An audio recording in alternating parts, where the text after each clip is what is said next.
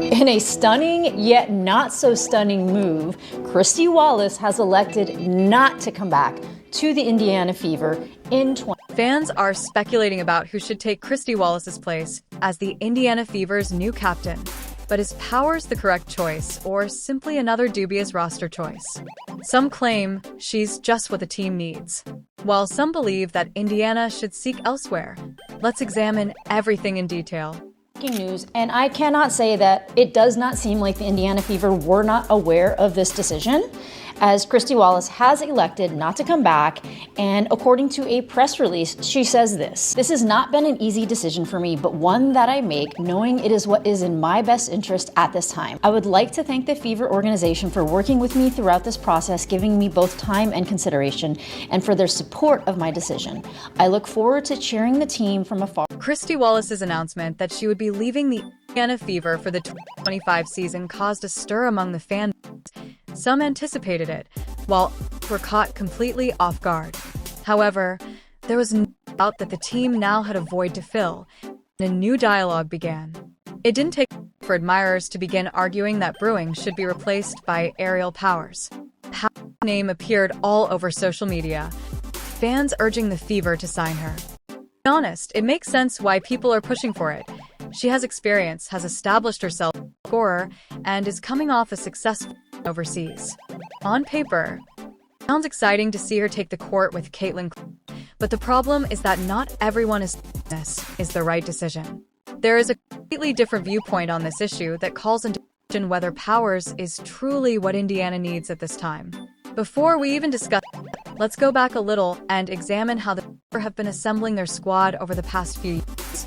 After years of floundering at the bottom of the league, Indiana has been in full build mode, and they finally caught a break with Aaliyah. Boston was their #1 in 2023, and it was a game changer.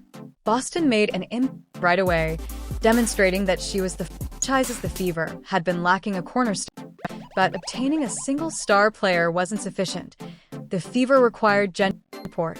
Assemble a group capable of transforming them from a losing squad into a serious contender, and that's where Caitlin Clark enters the picture. Clark's entrance fundamentally changed the story of Indiana, as she's one of the most talked about players in years, giving the team immediate attention, energy. Suddenly, the WNBA went from being an afterthought to the most watched teams. The question now isn't just about replacing Wallace.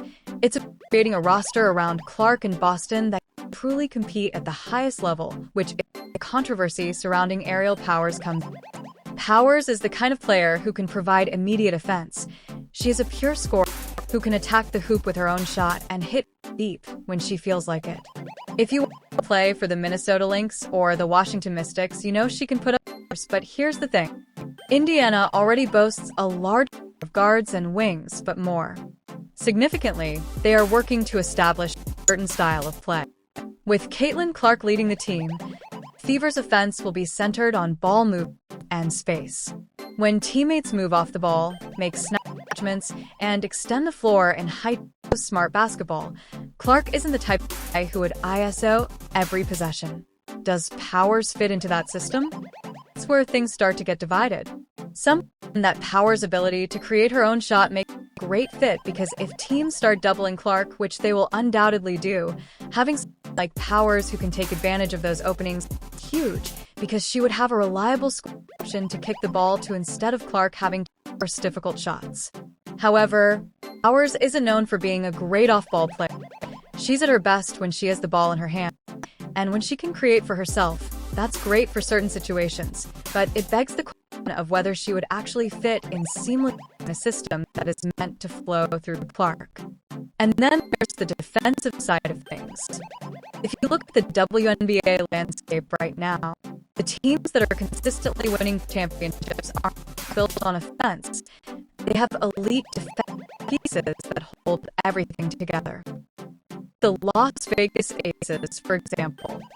A.A. Wilson fixing Chelsea Gray's paint, securing the perimeter, and working teams that differ from teams that are simply effective defensively because of their broad defensive mind, which makes them difficult to score on.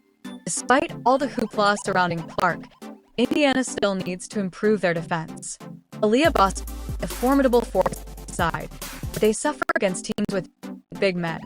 They need guys that can effectively guard several spots, have greater size, and be more defensively versatile. Although Powers is a good defender, some supporters believe Indiana should choose a different kind of because she isn't necessarily a game changer on that end. Despite not being a superstar, Christy Wallace contributed grit, hustle, and sound defensive instincts to the squad. If the Fever are looking to replace Wallace, they should consider her. Powers isn't precisely a like-for-like exchange. It raises further issues. Following Wallace's departure, the Fever freed up around $80,000 in cap space for Indiana. This may seem like a lot. In the WNBA, money is limited. Every contract counts, and clubs must be frugal with their spending. Powers has already been on big contracts before, with the Lynx making around $155,000 a year. She's probably not looking to take a huge pay cut, especially when she's still proving to compete at a high level. So if Indiana signed her, they'd have to figure out the financial side of things. And that brings up another question: is Powers the best way to spend that money? The Fever could also look at younger players, defensive-minded wing, or even a true backup center with that. Cap space, some fans are already calling for them to find a 66 or championship. They can't just load up on score. They need balance. Now, not to say Powers wouldn't bring value. She absolutely would. She's still a proven player with a chip shoulder. She's been overlooked before, and when she gets an opportunity, plays like she's got something to prove. Plus, connection with fans is real. Powers is one of the athletes who genuinely engages with fans on the internet, answers their messages, and welcomes their enthusiasm.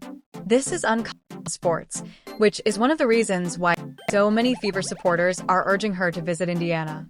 Where does this all leave us at this point? Indiana's front office must now decide what kind of move they want to make if they're looking for immediate offense and veteran experience. She has already seen the tweets, Instagram posts, and Reddit threads. The fans want her, and she's not ignoring them. Instead, she's participating in the conversation, which makes things even more interesting. Powers is a solid choice. She can come and give them scoring depth and veteran presence in the locker room, but if they're thinking about long-term roster construction, defense, and needs, then they might need to go in a different direction. And that's what makes the situation so fascinating. There's no clear answer. What we do know is that the are in a crucial moment. They've got Caitlin Clark, Aaliyah Boston, and they have a rare opportunity to build something special.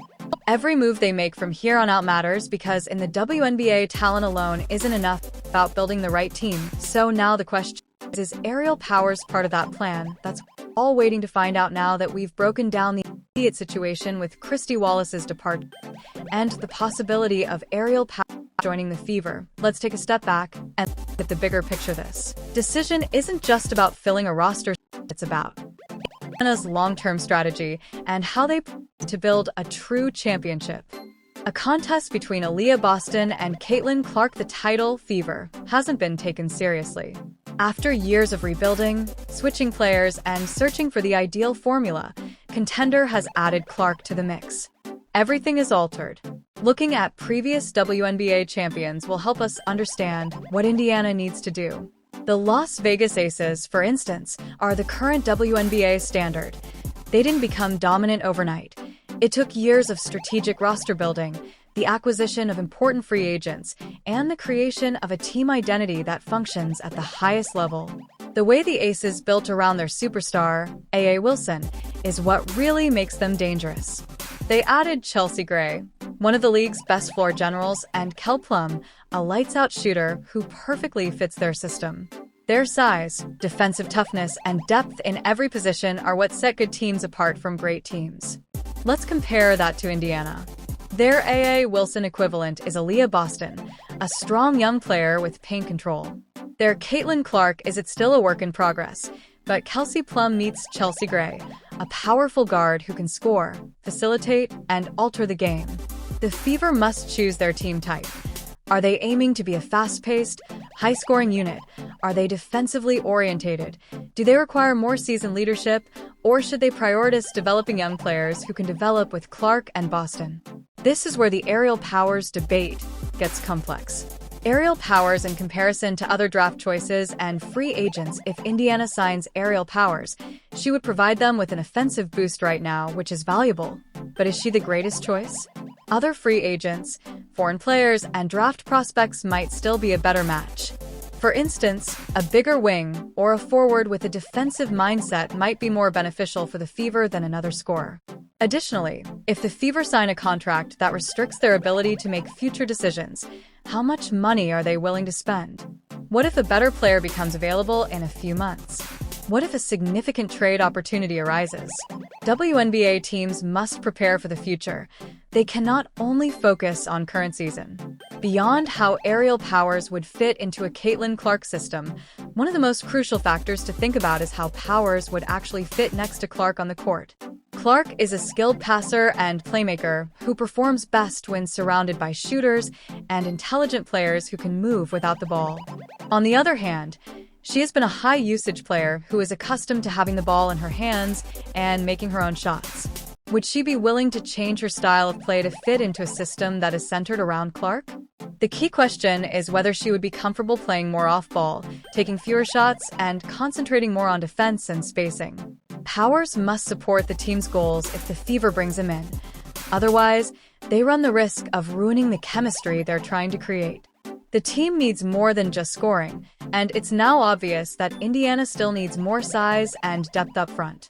Some players can adjust to new roles, while others find it difficult.